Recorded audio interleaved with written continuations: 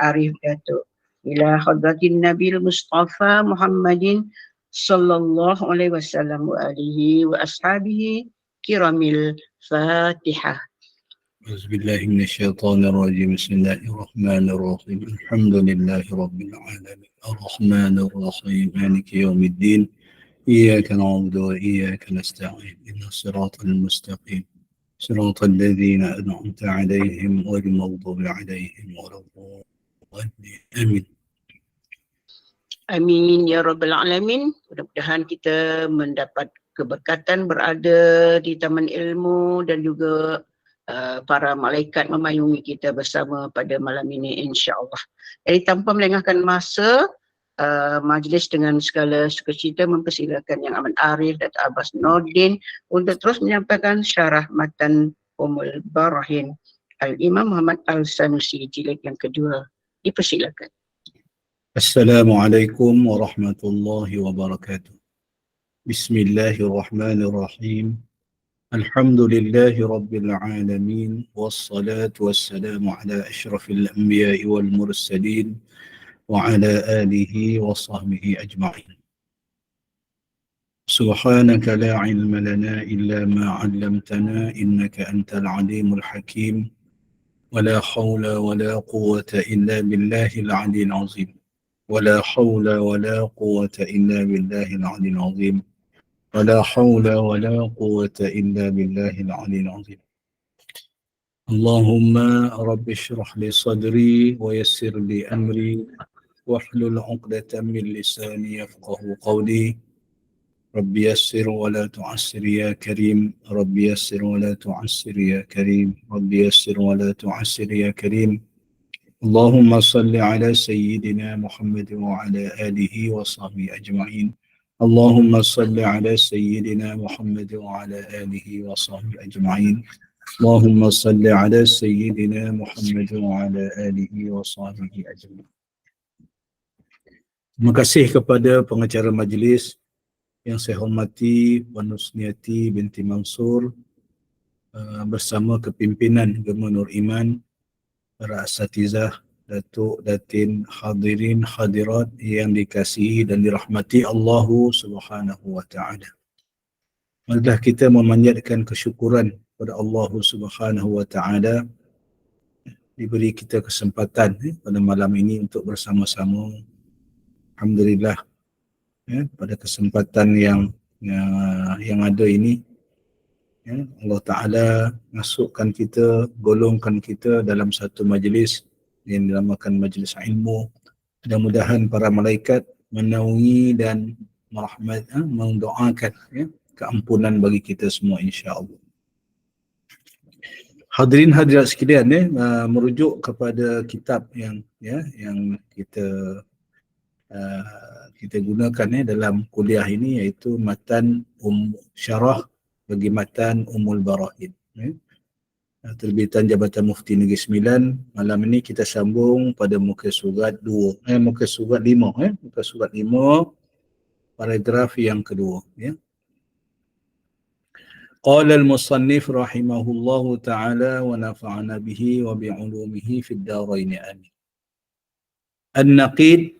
An-naqid ini terbahagi kepada dua jenis, iaitu yang pertama al-musawi lin-naqid. Al-musawi lin-naqid. Apa dia naqid? Ini perkataan lawan,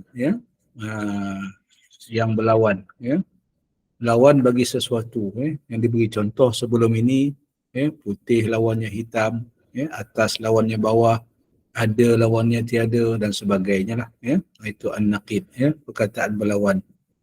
Dan dalam kuliah yang lepas mustahak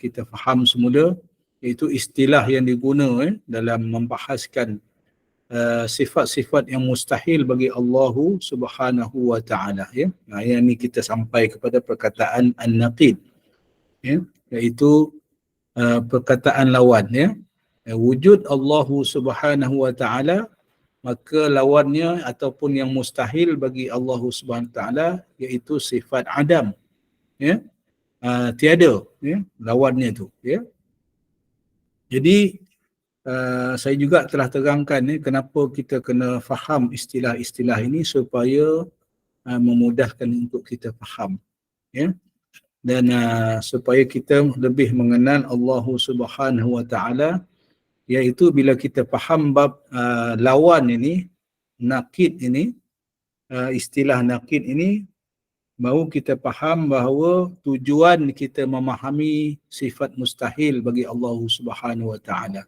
lawan bagi sifat wujud itu, ya, supaya kita dapat mensabitkan atau menisbatkan wujudnya Allah Subhanahu wa taala, dan juga dapatlah kita menafikan, ya, bahawa menafikan bahawa ketiadaan Tuhan, ya, menafikan Tuhan itu tidak wujud, ya, lawannya itu, ya. Jadi yang kita faham yang dalam kuliah yang lepas iaitu mengisbatkan ataupun mensabitkan sesuatu dan juga menafikan sesuatu, itu tujuannya, ya. Tujuan kita faham istilah ini. Dengan kita faham itu barulah, ya, kita dapat meneguhkan kefahaman kita untuk mengisbatkan atau mensabitkan sifat-sifat yang layak bagi Allah Subhanahu wa taala, dan kita nak menafikan, ya, sifat-sifat yang tidak layak bagi Allah Subhanahu wa taala. Kita sambung, ya. An-naqid ini terbahagi kepada dua jenis, iaitu yang pertama al-musawi lin-naqid. Apa maksud musawi? Musawi ni ada maknanya persamaan, ya. Sawa yusawi, ya, musawi, ya. Dalam ayat Quran kan, dalam surah Al-Baqarah, ya, sawaun alaihim anzartahum. Sawaun, ya, sawa tu sama je bagi orang munafik tu. Anzartahum am lam tunzirhum la yu'minun. Bagi peringatan ke tak bagi peringatan pun sama je, ya. Orang yang disifatkan dalam surah Al-Baqarah tu, ya, di ayat yang awal-awal, ya, nak menggambarkan sifat orang munafik ni sama je. Bagi peringatan ke tak bagi peringatan, tu perkataan sawa, ya, sama. Ya, ini ambil perkataan tu lah, ya, musawi lin-naqid. Istilah ini difahami berdasarkan definisi an-naqid yang lalu, iaitu pensabitan sesuatu perkara dan penafiannya yang tadi saya sebut tadi, ya. An-naqid tadi ni, ya, nak mensabitkan sesuatu ataupun nak menafikan. Perkataan al-musawi adalah seerti atau sama makna, ya, sama makna bagi naqid, ya. Seperti perkataan kaya, lawannya adalah tidak kaya.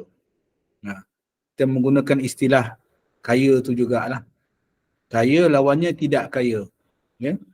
Namun tidak kaya dalam pernyataan ini memiliki makna yang serupa dengan miskin, ya.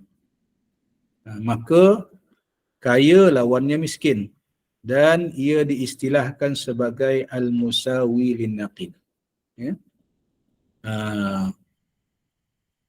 Jadi maknanya istilah tidak kaya tadi sama dengan miskin. Itu yang persamaannya, musawi tadi, ya, musawi lin-naqid, ya. Untuk istilah kaya tadi ni, kaya lawannya tidak kaya. Orang ada harta lawannya tidak berharta lah, ya. Orang jutawan lawannya tidak jutawan, ya. Itu ada persamaan, ya. Musawi bin naqid, sebab perkataan yang sama digunakan, ya. Kaya yang lawannya tidak kaya, cuma ditambah perkataan tidak saja untuk menunjukkan lawannya, ya. Mudah sajalah, ya. Ini sebagai nak menunjukkan ni perbandingan istilah saja, ya. Perbandingan istilah saja, istilah dari segi bahasa saja, ya. Contoh yang lain sifat wujud adalah al-amru al-i'tibari, dan sebahagian ulama berpendapat lawannya iaitu adam.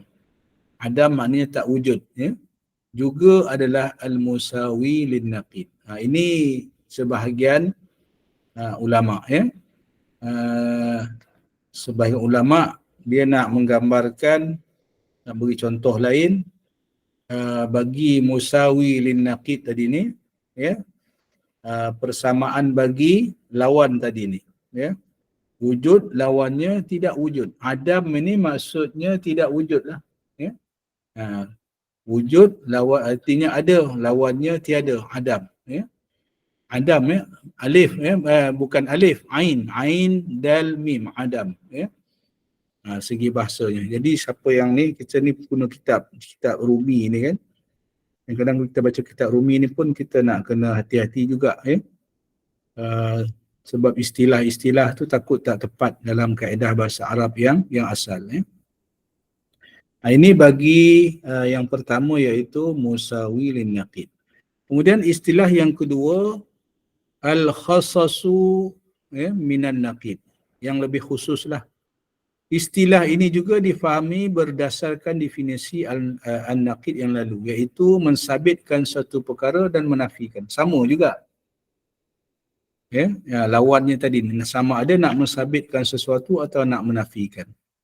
Namun perkataan tersebut mempunyai beberapa lawan yang lain. Setelah digandingkan perkara yang menjadi lawan tersebut serta disaring yang mana satu lebih khusus dan sesuai untuk dijadikan lawannya, ya, lalu yang terlebih khusus itu dijadikan sebagai lawan. Contohnya wujud lawannya al-adam, ya, dan ia lebih khusus daripada tidak wujud, ya. Ini segi bahasa lah, ya. Maka lawan yang lebih khusus ini dinamakan al-khassasu minan naqid. Bagi mereka yang berpendapat sifat wujud adalah tergolong di dalam sifat ahwal. Sekali baca macam tak apa faham, ya. Apa beza, macam sama je dengan musawi lin naqid tadi, ya. Dia nak menggambarkan begini, ya, yang khassasu minan naqid, yang lebih khusus tadi ni. Contoh, kalau saya bagi contoh yang lain lah. Tinggi lawannya rendah, kan? Kan khusus tu, rendah dengan tinggi tu, ya. Kalau kita kata tinggi lawannya tidak tinggi, ya, jadi tidak tinggi ni boleh memberi gambaran yang berbagai-bagai. Tidak tinggi ni maksudnya sederhana tinggi ke, pendek ke, kan? Kan ini tak khusus tu. Tetapi bila disebut tinggi lawannya rendah kan khusus. Rendah dengan tinggi ni kan khusus, ya. Orang faham terus. Samalah dengan perkataan di segi bahasa Arabnya wujud lawannya adam. Tadi dalam istilah yang kedua ni, yang khusus ni, wujud lawannya adam. Dari segi bahasa Arab, wujud dengan adam ni khusus. Wujud lah, adam lah. Tetapi bila terjemah di bahasa Melayunya, disebut adam ni tidak wujud. Tak ada lah maksudnya, tak ada. Tetapi kalau kita baca istilah bahasa Melayu, adam ni tidak ada, dia akan mendatangkan tafsiran-tafsiran yang lain. Tak ada ni maksudnya macam mana? Tak ada dekat situ ke?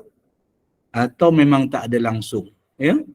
Dia akan membawa, ini disebut dalam istilah yang kedua ni supaya kita mencari makna yang lebih khusus, yang lebih tepat, yang tidak membawa gambaran yang lain, ya. Sebab itu disebut tadi ini wujud lawannya adam ini lebih khusus, ya, bagi mereka yang berpendapat sifat wujud tergolong di dalam sifat ahwal. Dulu kita belajar, ya, dalam kuliah yang lepas, ya, kita belajar sifat nafsiyah, sifat salbiyah, ya, sifat ma'ani dan sifat ma'nawiyah, ya. Sifat wujud ni kita panggil sifat nafsiyah, sifat diri bagi Allah Subhanahu wa taala. Ada juga ulama yang membahaskan sifat wujud ini juga termasuk di dalam sifat ahwal, sifat hal, ya, nak menunjukkan hal kewujudan Allah Subhanahu wa taala.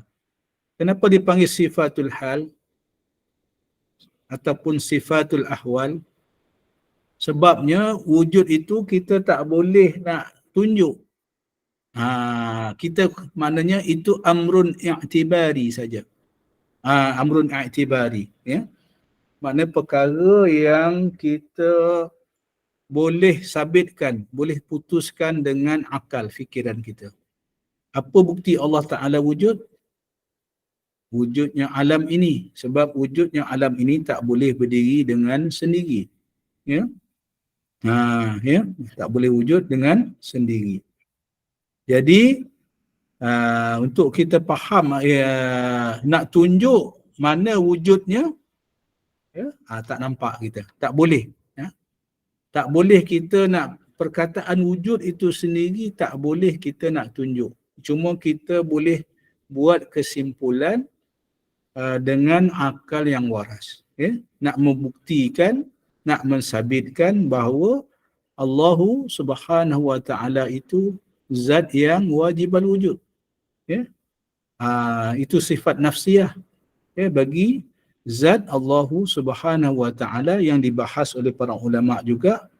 Itu adalah termasuk sifatul hal.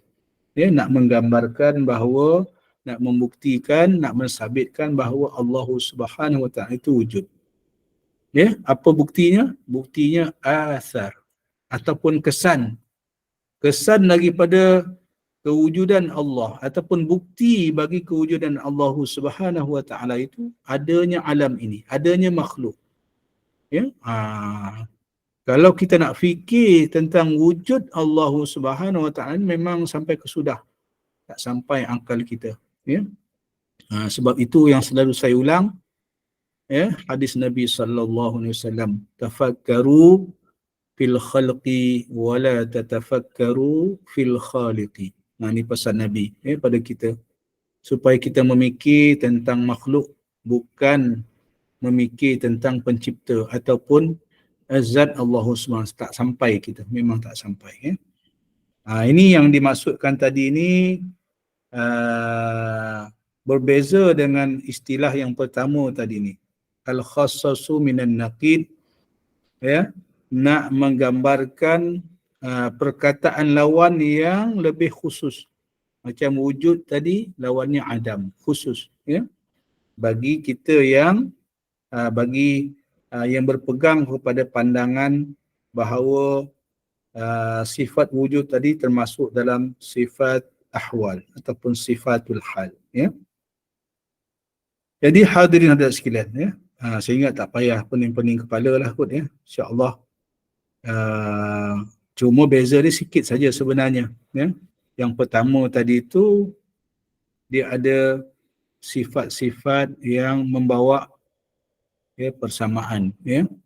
Macam kaya tadi lawannya tidak kaya, ya, tidak kaya, yang mempunyai persamaan dengan miskin, ya. Yang kedua tadi pun dia membawa banyak makna juga, ya. Tetapi kita nak mencari yang khassasu minan naqid ni, kita memilih maksud ataupun lawan yang lebih khusus maksudnya, ya. Itu saja, ya, insya-Allah. Harap semua tak nilah, ya, tak kelirulah, ya. Kena fahami maksud yang Arab tu betul, ya. Tu lebih nilah, ya. Sebab kadang-kadang bila bahasa Melayu ni bahasa Melayu ni bila diterjemah daripada bahasa Arab tu tak sampai maksud, ya. Tak sampai maksud, ya. Ada banyak perkataan yang kita bila terjemah dalam bahasa daripada bahasa Arab kepada bahasa Melayu tak sampai maksud, ya.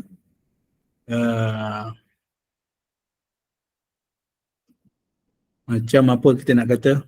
Contoh,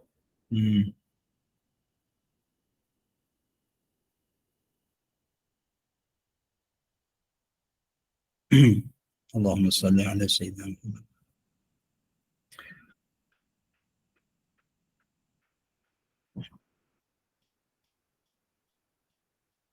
Macam contoh kita bagi perkataan sifat-sifat apa ni lah, nama-nama Allah dah, ya. Kita baca apa nama-nama Allah Al-Azim contohnya. Al-Azim ataupun Al-Ali. Al-Ali, Aliyul Azim. Allahu la ilaha illa huwal hayyul qayyum. Ya. Astaghfirullahal azim. Astaghfirullahal azim. Perkataan Al-Azim, Al-Ali, ya, ketinggian. Al-Ali ni maknanya ketinggian sifat, ketinggian Allah Subhanahu wa taala. Kalau kita terjemah Ali ni tinggi memang dalam bahasa Melayu tak mencapai maksud sebenarnya. Termasuklah azim yang maha besar ni kan. Kalau kita terjemah dalam bahasa Melayu sebenarnya tak mencapai maksud yang sebenarnya, ya. Yang maha besar ni maha besar macam mana kan, tak sampai. Kita perkataan Melayu tu ada tak mencapai darjah yang dikehendaki oleh bahasa Arab tu. Itu maksud saya, ya. Wallahu alam, ya. Nanti kita sambung insya-Allah.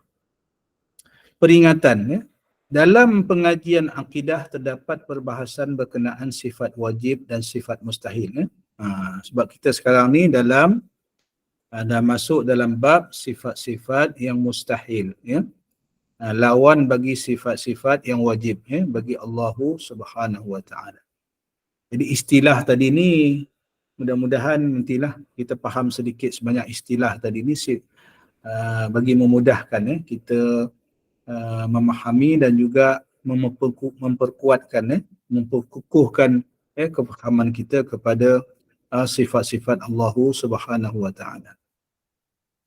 Hal ini sebenarnya memperkuatkan akidah itu sendiri, ya. Kaedah yang dibawa melalui ayat Al-Quran yang terdiri daripada perintah dan larangan, pensabitan dan penafian. Ini yang kita bicara sekarang, ya.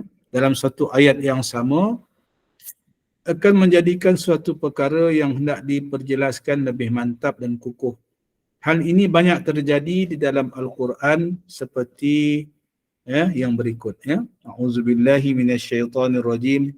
Firman Allah Subhanahu wa taala dalam surah An-Nisa, wa'budullah wa la tusyriku bihi syai'a. Dan sembahlah Allah dan janganlah mensyirikkannya dengan sesuatu, ya. Dia nak kata apa dalam ayat ini tadi ni? Nak menceritakan dalam ayat ini mempunyai dua maksud yang berlawanan, ya. Jadi ayat ini menunjukkan bahawa untuk memperkuatkan suruhan tersebut Allah SWT mendatangkan larangannya, ya. Ada suruhan dan ada larangan, ya. Kan dua perkara yang berlawanan tu, berbeza, ya. Jadi wa'budullah, Allah Ta'ala suruh sembah dia, ya. Ubudiyah kita, ya, kita menghambakan diri kepada Allah Subhanahu Wa Ta'ala, ya. Mentauhidkan Allah Subhanahu Wa Ta'ala. Dan dalam masa yang sama Allah Ta'ala larang pula, wala tusyriku bihi syai'a, jangan mensyirikkan dia. Dalam satu masa, dalam satu ayat yang sama, Allah suruh dan Allah larang. Allah suruh mentauhidkan, ya, zat Allah SWT. Allah Ta'ala suruh kita mentauhidkan Tuhan kita, mentauhidkan Allah Subhanahu Wa Ta'ala. Dan dalam masa yang sama Allah Ta'ala melarang kita pula mensyirikkan, ya. Jadi tujuan dia tadi tu dalam satu ayat yang sama untuk memperkuat akidah kita. Bukan setakat suruh sembah Allah Ta'ala, mentauhidkan dia, tetapi dipesan pula lagi supaya kita tidak mensyirikkan Allah Subhanahu, tidak menduakan Tuhan, ya, tidak mempersekutukan Allah Ta'ala dengan yang lain-lain, ya. Firman Allah Subhanahu Wa Ta'ala dalam ayat yang lain, ya, surah Al-Kahfi ayat 110. A'udzubillahi minasyaitonirrajim. Faman kana yarju liqa'a rabbih faly'amal 'amalan salihan wala yusyrik bi'ibadati rabbih ahada. Ini selalu kita bacalah, ya, terutama lepas maghrib dan lepas subuh, ya. 10 ayat yang pertama daripada suratul Kahfi dan juga 10 ayat yang terakhir daripada suratul Kahfi, ya. Ini ayat yang terakhir, ya. Surah Al-Kahfi فمن كان يرجو لقاء ربه فليعمل عملا صالحا ولا يشرك بعبادة ربه أحدا. Selalu ayat ni kita baca, tapi mungkin sebahagian besar daripada kita tak faham apa makna, tak faham apa makna. Jadi apa maksud ayat ni? Sebab tu bila ulama bahas surah Al-Kahfi ni, amalan surah Al-Kahfi, 10 ayat yang pertama, 10 ayat yang terakhir, sebagai pelindung daripada fitnah Dajjal. Apa maksud sebenar? Hadirin hadirat sekalian. Sebabnya ialah 10 ayat yang pertama, 10 ayat terakhir ni, majoriti ayat ini membincang, kalau kita baca dia punya tafsiran dia, maksud dia, makna dia adalah semuanya berkaitan, sebahagian besarnya berkaitan dengan akidah. Berkaitan dengan mentauhidkan Allah Subhanahu wa taala dan tidak mensyirikkannya.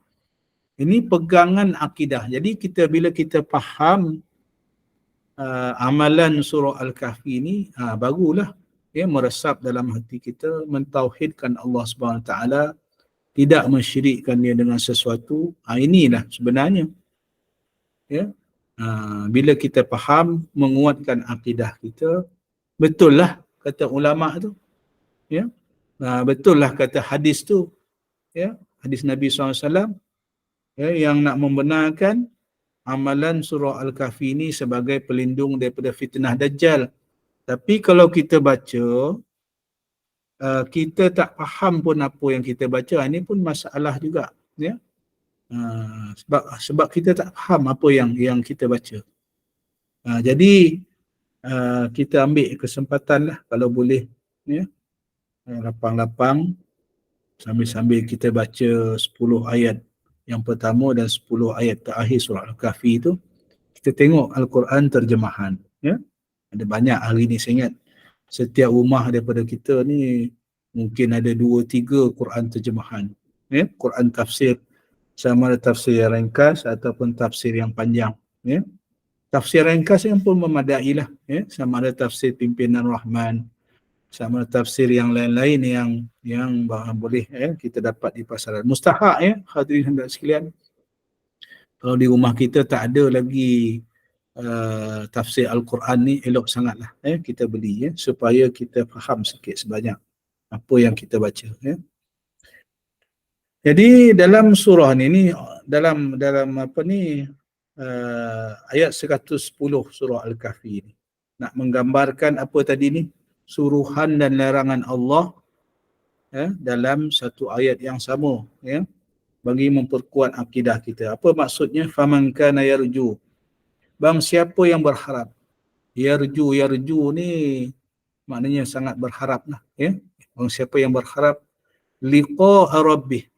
Liqa ni, kalau siapa yang biasa dengar bahasa Arab, dan kadang bila jumpa kawan dia, bila nak bersalam, nak berpisah tu, sebut ilal liqa kan. Kita biasa dengar ni, bagi orang yang ni lah, yang ada bahasa Arab lah. Maknanya semoga bertemu lagi, ilal liqa. Liqa ni maknanya bertemu, ilal liqa, mudah-mudahan bertemu lagi, Jadi faman kana yarju liqa'a rabbih, bang siapa yang berharap untuk bertemu dengan Tuhannya, bertemu dengan Allah, akhirat nanti ni. Sebab kita nak bertemu dengan Allah bila ada orang kata bila kita mati lah, kan? Nak bertemu dengan Allah bila kita mati, nak balik menghadap Tuhan kita, nak bertemu Allah, balik menghadap Tuhan kita, nak melihat wajah Allah, insya-Allah di dalam syurga, tak kira lah, sebab semua orang ni sangat kita ni kena, sebab itu diucap inna lillah, kita datang daripada Allah, wa inna ilaihi raji'un, dan kepada Allah lah kita akan kembali kepada Allah ni, kembali bertemu dengan Allah lah, Bila kita ucap orang meninggal tu ataupun orang ditimpa musibah, inna lillah wa inna ilaihi raji'un. Kita nak mensabitkan, nak mengesahkan, nak mentauhidkan, nak memegang dalam, nak beriktikad dalam hati kita ni datang dari Allah. Maknanya Allah Ta'ala lah yang menciptakan kita. Wa inna ilaihi raji'un. Kita nak balik kepada dia. Ya, balik kepada dia. Dia yang menciptakan kita, kita balik nanti pada dia. Ya, bila Allah Ta'ala jemput kita baliklah. Ya, meninggal kita, mati kita. Di situ ya diistilahkan kita baliklah. Balik bertemu Allah. Jadi nak balik bertemu Allah ni ayat ni sebut ni. Nak balik macam mana ni kita nak balik bertemu Allah Subhanahu Wa Ta'ala ni? Takkan balik saja. Ya. Takkan balik saja. Falyamal amalan salihah. Ni Allah Ta'ala pesan dalam Quran. Barang siapa yang percaya, yang berharap akan pertemuan dengan Tuhannya, hendaklah dia mengerjakan amal yang salih. Hendaklah dia mengerjakan amal yang soleh. Nak bawa balik bekal menghadap Allah, bertemu kembali dengan Allah Subhanahu Wa Ta'ala. Itu dia punya suruhan. Apa larangannya? Wala yusyrik bi'ibadati rabbih ahada. Dan janganlah dia mempersekutukan sesiapa pun dalam ibadatnya kepada Tuhannya. Ni pesanan ya, dalam ayat yang sama. Suruhan kita mentauhidkan Allah Subhanahu Wa Ta'ala, mengerjakan amal soleh, dan dalam masa yang sama dipesan juga kepada kita supaya tidak mempersekutukan Allah Subhanahu Wa Ta'ala dalam apa keadaan pun, khususnya dalam ibadat kita lah. Disebut di situ apa tu? Wala yusyrik bi'ibadati rabbih ahada. Jangan kita mensyirikkan Allah SWT dalam pengibadatan kita, dalam amal ibadat kita. Maknanya apa? Jangan dalam ibadat kita ada niat lain. Selain daripada mengabdikan diri kepada Allah SWT. Kita solat, kita puasa, kita baca Quran, kita hadir kuliah secara fizikal ataupun secara online macam ni. Semuanya kita kena niat khusus kerana Allah Subhanahu Wa Ta'ala. Tak boleh disyirikkan dengan niat-niat yang lain. Ya. Sebab itu dalam hadis Jibril, bukan hadis Jibril. Dalam hadis yang awal daripada matan Al-Arba'in lil Imam An-Nawawi. Ya. Dalam hadis 40 matan Arba'in Imam Nawawi, hadis yang pertama tu disebut innamal a'malu binniyat. Sesungguhnya setiap amalan bergantung kepada niat. Ni balik kepada ayat ni. Dipesan, Allah Ta'ala pesan dalam ibadat pun jangan syirikkan. Jangan ada tujuan yang selain daripada Allah Subhanahu Wa Ta'ala. Sebab dalam hadis matan Imam An-Nawawi menjelaskan niat ini ya seperti yang disebut dalam apa hadis tu, innamal a'malu binniyat. Niat ini 1/3 daripada ibadah kita. Niat ni dia ada rukun qalbi, rukun qauli, perkataan, dan rukun fi'li, rukun perbuatan. Sebab tu dia 1/3. Jadi apabila hati kita tu bersih, niat kita ikhlas, baru bulat kerana Allah Subhanahu Taala. Jadi apa jadi kalau ada percampuran? Ni Nabi Ta'ala pesan ni, wala yusyrik bi'ibadati rabbih ahada. Jangan campur, jangan ada syirik, jangan ada niat-niat yang lain selain daripada kerana Allah. Jadi kalau bercampur niat ni kerana dunia macam mana ya? Ini dibahas dalam hadis Imam Nawawi itu. Imam Nawawi menjelaskan dalam syarah matan Al-Arba'in Al-Imam Nawawi itu, dia kena ukur, dia kata. Jika ada niat selain daripada Allah Subhanahu Wa Taala, ada niat juga kerana dunia, maka diukur. Ya. Kalau lebih kerana Allah, sikit kerana ada kepentingan dunia, masih boleh diterima. Tetapi kalau niatnya yang kerana dunia itu melebihi niat kerana Allah, maka amalan itu akan ditolak. Ini yang kita bimbang. Bimbang amalan kita kosong sebab ada percampuran niat kerana dunia ataupun kerana lain-lain. Ya. Itu kita tu kena bersihkan niat tu. Niat tak kira lah apa-apa ibadat kita. Ada mungkin kerana terpaksa ataupun segan dengan kawan, ya, ataupun ada tujuan-tujuan keduniaan yang lain, ya, mencari kemegahan, ya. Ini semua, ini percampuran niat tadi. Ini sebab itu dalam surah Al-Kahfi ayat yang ke-10 tadi ni. Kalau betul kita nak berharap, nak kembali berjumpa dengan Allah Subhanahu Taala, kita kena persiapkan diri kita dengan amal soleh, dan dilarang ni, wala yusyrik bi'ibadatihi rabbih ahada. Jangan kita mensyirikkan Allah Subhanahu Taala dalam apa jua amalan dan juga ibadat kita. Ya. Jadi ini nak menggambarkan tadi ni pensabitan tadi ni, an-naqid tadi, ya. Lawan ni, pensabitan antara suruhan dan lawannya tegahan Allah Subhanahu Wa Taala, ya, bagi tujuan mengukuhkan akidah kita. Diberi contoh dalam dua ayat yang kita tengok dalam kitab ini. Jadi hadirin hadirat sekalian, berdasarkan dua ayat ini jelas menunjukkan kaedah menetapkan sesuatu dengan cara mendatangkan bersama lawannya adalah kaedah yang syar'i dan lebih mantap. Apa ceritanya sekarang ni, kesimpulannya, kenapa kita kena tahu sifat yang lawan, sifat mustahil bagi Allah Subhanahu Wa Taala? Ya? Tak cukupkah kita memahami, mengetahui hanya sifat 20 yang wajib bagi Allah Subhanahu Wa Taala? Didatangkan pula oleh para ulama 20 sifat yang mustahil. Kenapa? Ya?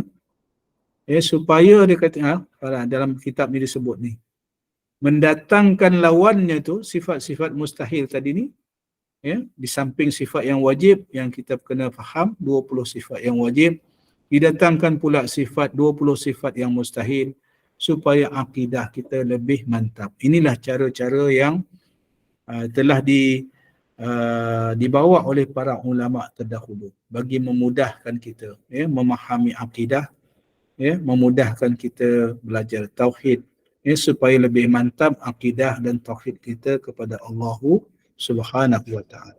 Itu dia punya mukaddimah bagi, sebelum kita masuk kepada sifat-sifat yang mustahil.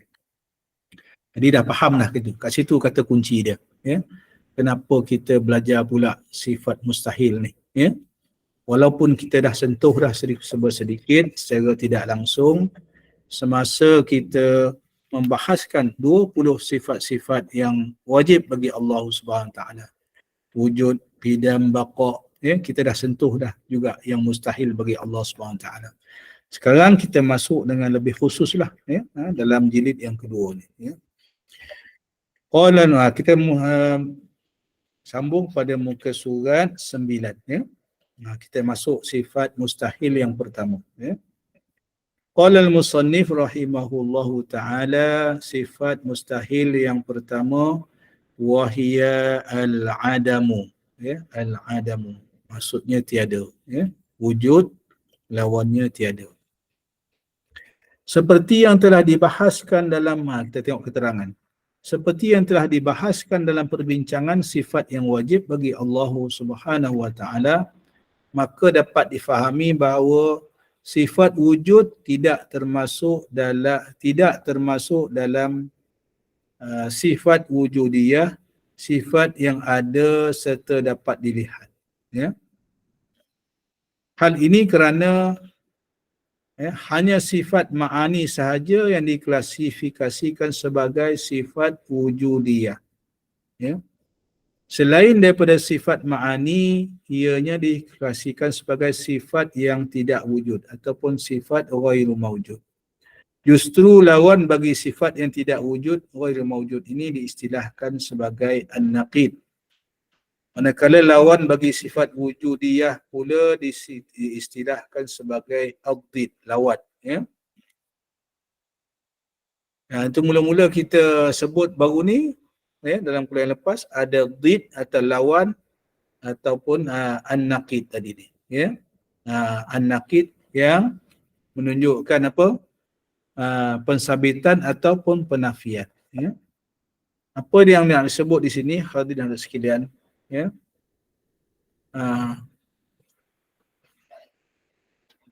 Perbincangan sifat wajib tadi ni, ya. Sifat wujud tidak termasuk daripada sifat wujudiyah. Tu yang saya sebut tadi, ya, di awal tadi ni. Sifat wujud ini kita tak boleh nampak, sebab itu tidak dinamakan sifat wujudiyah. Yang kita boleh nampak apa dia? Yang termasuk sifat wujudiyah ni ialah sifat-sifat ma'ani, kudrat Allah Subhanahu Wa Taala kita nampak. Apa macam maksud nampak tu? Kita nampak betapa kuasanya Allah Subhanahu Wa Taala dalam athar dia. Ya, bagaimana Allah Subhanahu Wa Taala menciptakan bumi yang begini indah. Bagaimana Allah Taala mendatangkan azab, ya, tiba-tiba jadi gempa bumi yang maha dahsyat. Nampak kita kudrat Allah Subhanahu Wa Taala tu. Ya, didatangkan tsunami yang begitu hebat, yang menghancurkan, yang memusnahkan, yang mematikan beribu-ribu nyawa. Itu kudrat Allah Subhanahu Wa Taala, sifat ma'ani dia. Kudrat, iradat, ilmun, hayat, sama', basar, kalam. Kita nampak. Kalamullah kita nampak, ya. Boleh kita baca pada hari ini, ya, kalamullah, Al-Quran. Ya. Ini sifat ma'ani yang kita panggil sifat wujudiyah. Tetapi sifat wujud bagi Allah Subhanahu Wa Taala, ya, tak dapat dilihat. Ya. Itu sebab tu tak dinamakan sifat wujudiyah. Ya. Jadi sifat wujud bagi Allah Subhanahu Wa Taala tadi ni termasuk disebut di sini sifat yang tidak wujud, ataupun dalam perbahasan ulama yang lain termasuk juga dalam sifat ahwal tadi yang saya sebut tadi. Ya. Jadi bagi sifat ini lawan dia dipanggil apa? An-naqid tadi. Ya. An-naqid. Bagi sifat wujudiyah pula, wujud kudrat, iradat, lawannya dipanggil ad-did. Ad-did ni maknanya lawan lah. Ya. Sehubungan itu, an-naqid bagi sifat wujud ini adalah tidak wujud, ya, la wujud. Ya. Ianya melengkapi al-adam, ya, al-amru, al-i'tibari dan juga al-hal, yang saya sebut tadi ni. Ya. Namun di antara ketiga-tiga lawan bagi wujud ini, iaitu al-adam adalah lebih khusus berbanding yang lain. Ringkasnya adalah seperti jadual yang di bawah. Ada siapa yang ada kitab boleh nampak lah, ya, gambar rajah. Ya, gambar rajah yang dalam kitab muka surat 10 tu. Maknanya muka surat 10 dalam gambar rajah ni, sifat yang wajib bagi Allah Ta'ala adalah sifat wujud. Lawannya tidak wujud. La wujud. Apabila sebut la wujud ni, dia membawa ada 2-3 makna. Ya, iaitu yang pertama yang di atas tu disebut al-adam. Yang kedua disebut al-amru al-i'tibari. Ya, yang ketiga disebut al-hal. Ya. Sebab tak nampak tadi. Termasuk dalam istilah tidak wujud tadi, tiga-tiga ni. Amrun i'tibari yang boleh digambarkan dalam otak saja. Ya. Kita nak tunjuk tak boleh, tetapi dapat dibuat kesimpulan di dalam pemikiran kita. Itu panggil amrun i'tibari. Pun masuk, artinya tak wujud lah. Cuma boleh disimpulkan dengan pemahaman pemikiran dalam akal fikiran kita sahaja. Itu amrun i'tibar. Termasuklah juga yang dipanggil al-hal ataupun ahwal tadi. Ya, hal, sifatul hal tadi. Ya. Jadi yang disebut dalam ini, dalam syarah kitab ini, jadi bila kita sebut khasasulin naqid tadi ni, bila membawa beberapa makna yang begini, kita kena pilih maksud yang lebih khusus. Ya, maka maksud yang lebih khusus bagi lawan perkataan wujud tadi ni al-adam lah. Ya. Ini yang dibahas oleh pengarang kitab dalam yang disyarahkan dalam kitab ini. Ya. Jadi nak menunjukkan bahawa dalam sifat wujud tadi ni, lawannya yang lebih tepat adalah al-adamu, al-adam, bukannya amrun i'tibari ataupun al-hal tadi, walaupun hampir sama maknanya. Kesimpulan,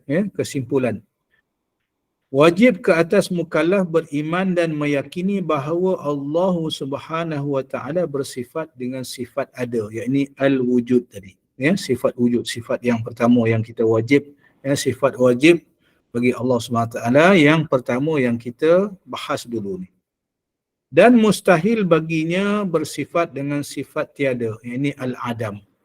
Wujud lawannya al-adam. Jikalau Allah Subhanahu wa taala tiada, nescaya alam ini juga tiada. Ini dalil akalnya lah. Namun realitinya, alam ini ada dengan cakrawala yang lengkap serta tersusun. Maka mustahil semua ini ada tanpa penciptanya. Oleh itu wajib Allah Subhanahu wa taala itu bersifat wujud dan mustahil lawannya, iaitu adam. Tidak wujud. Mustahil Allah Ta'ala tidak wujud. Sebab akal kita pun boleh memikir tadi. Boleh buat kesimpulan. Boleh faham saya ingat insya-Allah. Nak kira pada saya ni mudah je lah. Mudah juga, mudah saja untuk kita mensabitkan nak mensabitkan wujudnya Allah Subhanahu wa taala dengan didatangkan sifat yang mustahil bagi Allah Subhanahu wa taala. Wujud lawannya al-adam. Boleh insya-Allah. Kita pindah sifat mustahil yang kedua. Ini boleh laju kot insya-Allah. Sifat yang mustahil ni. Sebab yang pertama kita dah faham sifat-sifat yang wajib bagi Allah Subhanahu wa taala, 20 sifat. Jadi bila kita bahas sifat-sifat yang mustahil ni insya-Allah sebab dulu pun kita dah sentuh secara tak langsung. Jadi mudah insya-Allah kita nak faham sifat-sifat yang mustahil tadi. Qala al-musannif rahimahullahu taala wa nafa'ana bihi bi'ulumihi fid darain amin. Sifat mustahil yang kedua wal hudusu. Hudus ni apa dia? Baharu. Baharu. Wal hudusu. Keterangan hudus ialah lawan bagi sifat wajib bagi Allah Subhanahu wa taala yang kedua, iaitu qidam. Qidam, maksud hudus adalah wa huwal khuruju minal adami ilal wujudi ba'da adamin au kaunul wujudi masbuqan bi adamin. Ini istilah yang panjang lah untuk kita faham apa maksud baharu. Macam kita ni lah, makhluk ni bersifat baharu. Apa maksud baharu ni, hudus ni? Lawan bagi sifat qidam. Bermaksud hudus bererti sesuatu yang keluar daripada tiada. Yang keluar, dulu tak ada. Daripada tiada kepada ada. Dulu kita tak ada. Sekarang kita dah ada. Yang diawali oleh tiada. Dulu dunia ni ada ke tak ada? Tak ada. Dulu langit ni ada ke tak ada? Jawabnya tak ada. Langit ke, kita ke, makhluk yang segala benda yang kita nampak ni, semuanya bermula daripada tiada. Yang diawali oleh tiada. Tak ada dulu. Atau keadaan adanya itu didahului dengan tiada. Sama je lah maksudnya. Yang mustahak kita faham maknanya, bila hudus, ya, Allah Ta'ala bersifat qidam tadi. Qidam apa maksudnya? Tidak ada permulaan. Yang ada mula ni, semuanya makhluk. Ya. Saya dah sebut dulu kan? Dah bahas dulu bila kita bicara sifat qidam, betapa Allah Subhanahu Wa Ta'ala ni bersifat qidam, ya, yang tidak dimulai, tak bermula dengan tiada. Itu maksud qidam tu. Tidak ada permulaan. Yang ada permulaan adalah makhluk. Bila Allah Subhanahu Wa Ta'ala, ya, kalau kita mengaji, ya, dalam kitab yang lain, Allah Subhanahu Wa Ta'ala, kita pun tak tahu berapa juta tahun, sebab tidak ada permulaan wujudnya Allah Subhanahu Wa Ta'ala. Kemudian Allah Subhanahu Wa Ta'ala nak menjadikan makhluk. Ya, nak menjadikan makhluk. Bila Allah Subhanahu Wa Ta'ala nak menjadikan makhluk ni, apakah makhluk yang pertama Allah Ta'ala cipta? Ya, banyak dibahas, dalam kitab-kitab tauhid, dibahas oleh tuan-tuan guru kita. Yang pertama dicipta adalah nur Nabi kita. Nur Nabi kita, Nabi Muhammad sallallahu alaihi wasallam. Ya. Sebab itu Nabi kita ni dipanggil Habibullah. Ya. Habibullah, kekasih Allah Subhanahu Wa Ta'ala. Dengan ihsan, dengan kehendak Allah Subhanahu Wa Ta'ala, Allah Ta'ala jadikan nur Nabi kita. Ya. Selepas itu barulah Allah Ta'ala, ya, ciptakan makhluk-makhluk yang lain. Ya. Ciptakan arash, ciptakan qalam, ya, yang menulis takdir kita. Ya. Itu dia punya ni. Ya. Jadi nak cerita di sini, selain daripada Allah Subhanahu Wa Ta'ala, semuanya bermula daripada tiada. Ya, sebab kita makhluk yang baru, asalnya tak ada. Ya. Itu maksud baharu tadi ni. Ya. Bukan baharu tu maksudnya baru ada sekarang, tidak. Ya. Semua maknanya selain daripada Allah SWT, semuanya bersifat baharu. Sebab dia bermula dengan tiada. Ya. Dengan kuasa kudrat Allah Subhanahu Wa Ta'ala, barulah diadakan kita. Ya. Barulah diadakan makhluk ini. Sifat qidam, kita sambung, ya. Sifat qidam dikategorikan sebagai sifat salbiyah. Ini kita dah bahas dulu. Ataupun sifat al-adamiyah, tidak wujud. Ya? Ia berarti sifat ini hanya sabit bagi Allah Subhanahu Wa Ta'ala, namun ianya tidak mencapai status wujud yang dapat disaksikan oleh mata kepala seseorang di akhirat kelak. Ya? Ni yang kita sifat, sebab itu dia bukan dinamakan sifat wujudiyah. Ya? Sifat-sifat salbiyah ni, qidam, baqa, mukhalafatuhu ta'ala lil hawadis, qiyamuhu ta'ala binafsih, wahdaniyah. 5 sifat ini bukan sifat wujudiyah. Ya? Dia termasuk dalam kategori sifat tidak wujud. Kita tak boleh nak nampak. Ya? Tak boleh nak tunjuk. Ya? Termasuklah di akhirat nanti pun. Ya? Tak boleh kita nak tunjuk. Ya? Sebagai contoh, sifat baharu yang ada pada sebuah kereta yang baru dibeli adalah sabit bagi kereta tersebut, namun baharu itu sekadar difahami, tidak dapat dibuktikan dengan pandangan mata berbanding warna yang terdapat pada kereta tersebut. Ya? Ini sebagai satu perbandingan lah makhluk. Bila sebut makhluk yang baharu, ya, Kita nak kata kereta tu baru, maknanya cat, kita nampak cat tu baru lah, itu je lah. Ya? Kita nampak kereta tu baru, berkilat, keluar, semuanya nampak serba baru. Ya? Itu nak faham, itu makhluk. Ya? Oleh yang demikian, lawan bagi sifat yang tidak wujud ini mestilah bersifat tidak wujud juga. Maka lawan bagi sifat tidak wujud ini diistilahkan sebagai an-naqid. Ya? Istilah yang kita dah bahas sebelum ni. Justru an-naqid bagi sifat qidam adalah tidak qidam. Ya?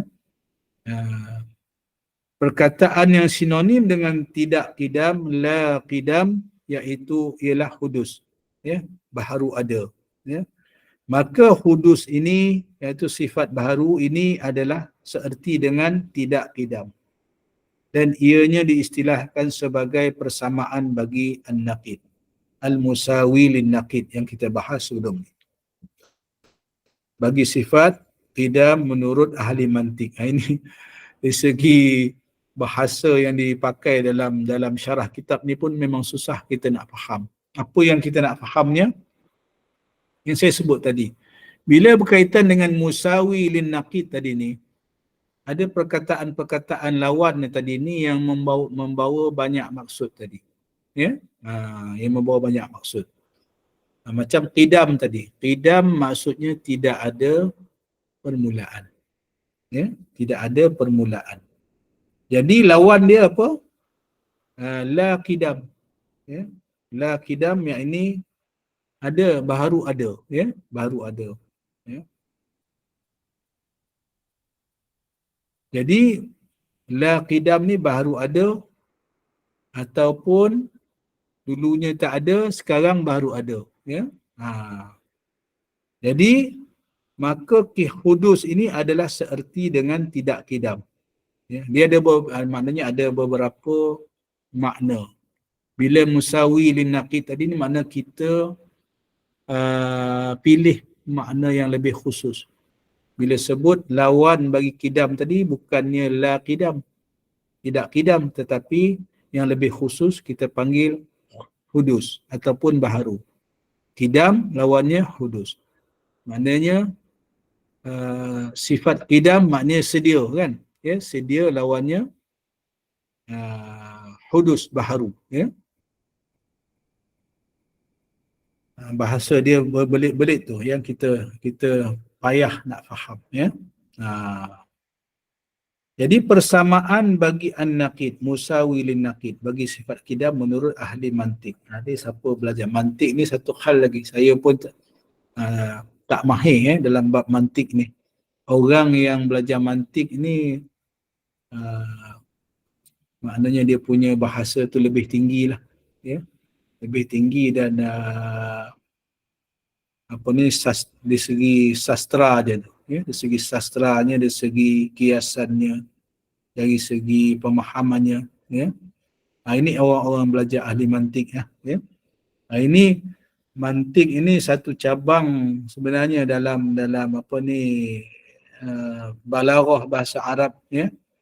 Masa saya mengaji di Kolej Islam dulu, belajar nusus, balaghah, bayan, ya, mantik ini, ya, memang susah nak faham. Ini bagi orang yang mungkin nak menjadi ahli tafsir, ya, menjadi tafsir yang boleh mentafsirkan Al-Quran, dia kena ada ilmu, semua ilmu ni. Ya.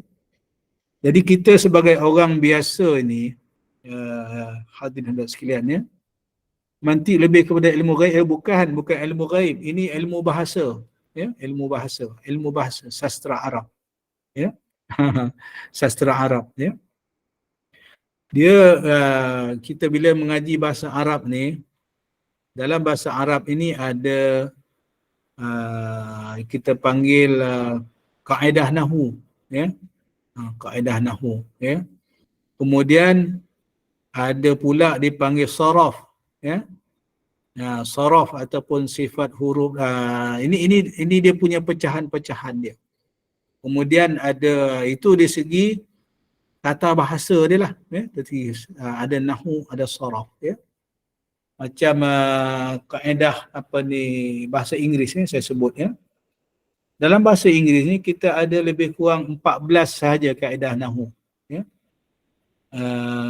Past tense, present tense, future tense, past participle, apa lagi tu kan, semuanya ada 14.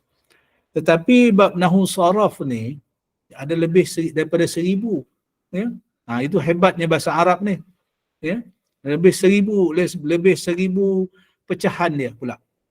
Ini sebab itu bagi orang yang mendalami, yang betul-betul mahir ni, memang orang hebat lah ya. Orang hebat, dia boleh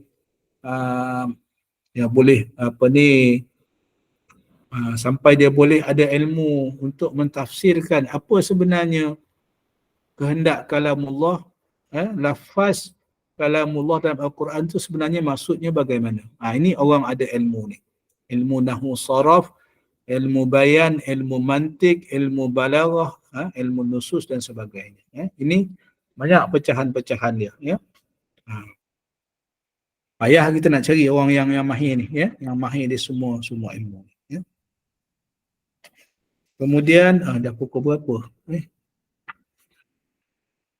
Dah lebih masa ya. Jadi hadirin sekalian, saya ingat panjang juga lagi perbahasan bab apa ni, bab hudus ni, lawan bagi sifat qidam ni ya. Yang kita berhenti di situ dulu, kita sambung nanti insya-Allah menurut Syekh Ahmad bin Muhammad As-Suhaimi. Siapa dah Syekh Ahmad bin Muhammad As-Suhaimi ni? Ini seorang ulama seorang ulama Nusantara ni ya, bukan ulama Arab. Syekh Ahmad bin Muhammad As-Suhaimi ni pengasas bagi saya ingat salah satu tarikat ya, yang terkenal juga ya di tanah air kita ni ya. Dan ada dia seorang ulama sufi, ulama tauhid yang agak terkenal lah di alam Melayu ni ya. Jadi insya-Allah nanti kita sambung ya, menurut Syekh Ahmad bin Muhammad As-Suhaimi, muka surat 12 paragraf yang bawah tu insya-Allah ya, dalam kuliah yang akan datang. Jadi hadirin dan sekalian ya, sebelum kita berhenti ni, saya nak maklumkan jugalah ya, alhamdulillah saya dan isteri dah dapat jadual penerbangan ke Tanah Suci, iaitu pada 27 Mei ini, 27 Mei insya-Allah, mendaftar di tabung haji, di kompleks tabung haji ya, Mubin Peak di KLIA pada 27 hari bulan tu 10.45 pagi ya, insya-Allah. Mohon doa semualah, dan insya-Allah jadual penerbangan balik pula 13 Julai. Jadi lebih kurang 48 hari lah ya, insya-Allah di Tanah Suci. Jadi insya-Allah bagi tujuan itu juga ya, untuk kuliah kita ni insya-Allah minggu depan last dah ya, sebelum saya menunaikan fardu haji. Minggu depan maknanya berapa hari bulan tu? Minggu depan 19 ya, 19 dan 20 hari Sabtu kan. 21 tu hari Ahad, saya ingat hari Ahad tu yang akhir lah ya, bagi kuliah Al-Awwal As-Syakhsiyah, undang-undang keluarga Islam kita. 21 tu insya-Allah yang last lah sebelum saya tunaikan fardu haji ya. Bagi hari Ahad ini pula, saya seperti yang di awal tadi saya sebutkan, saya minta uzur sebab ada banyak jemputan pada hari Ahad ni. Mungkin memang mungkin tak sempat lah ya. InsyaAllah kita jumpa hari Jumaat minggu depan insyaAllah. Dari Mekah tak ada live, itu payah juga saya nak jawab tu ya. Mungkin sibuk di sana kan, tapi tengoklah macam mana ya. Jadi sekali lagi hadirin sekalian, saya mohon maaf ya. Yang baik daripada Allah Subhanahu wa taala, segala kelemahan dan kekurangan itu daripada kelemahan diri saya sendiri. Mudah-mudahan sedikit perkongsian kita pada malam ini dapat memperkukuhkan lagi kepahaman kita ya, mentauhidkan Allah Subhanahu wa taala. Wallahu taala a'lam. Aqulu qawli hadza astaghfirullah li wa lakum. Wassalamu alaikum warahmatullahi wabarakatuh. Saya Waalaikumsalam warahmatullahi wabarakatuh. Alhamdulillah, kuliah kita telah pun selesai pada malam ini, iaitu dengan syarah daripada matan Barahin, iaitu perbahasan yang wajib kita ketahui, sifat-sifat wajib dan mustahil bagi Allah Subhanahu Wa Taala. Mudah-mudahan kita dapat memahami dengan syarah yang disampaikan, mudah-mudahan bermanfaat. Dan mudah-mudahan kita dapat sediakan bekal dengan mengerjakan amal yang soleh dan dilarang mempersekutukan dalam apa jua keadaan untuk kita menuju syurga Allah. Dan pada hari ini juga kita ambil kesempatanlah mendoakan selamat menunaikan haji buat Yang Amat Arif, Datuk bersama isteri, semoga perjalanan menuju tanah suci sentiasa dilimpahkan kemudahan oleh Allah, mendapatkan ibadah yang sempurna dan makbul dan dipermudahkan segalanya sepanjang berada di tanah suci. Amin. Amanillah Datuk. Amin. Dan sebagai seterusnya kuliah kita nanti akan bersama dengan Al-Fadhil Major Ustaz Umar Naim, Haji Ahmad Al-Hafiz untuk pengajian berkitab Al-Muhimmah. Jadi kita tutup dulu kuliah kita. Sekali lagi persilakan Datuk untuk membaca tasbih kafarah dan menutup kuliah dengan surah Al-As. Sekian wabillahi taufiq. Assalamualaikum warahmatullahi wabarakatuh. Bismillahirrahmanirrahim. Subhanakallahumma wa bihamdika asyhadu an la ilaha illa anta astaghfiruka wa atubu ilaik. Bismillahirrahmanirrahim. Wal 'asri innal insana fi khusrin illa alladhina amanu wa 'amilus shalihat wa tawassaw bil haqq wa tawassaw bis sabr. Sekian, assalamualaikum warahmatullahi wabarakatuh. Terima kasih semua, saya mohon undur diri.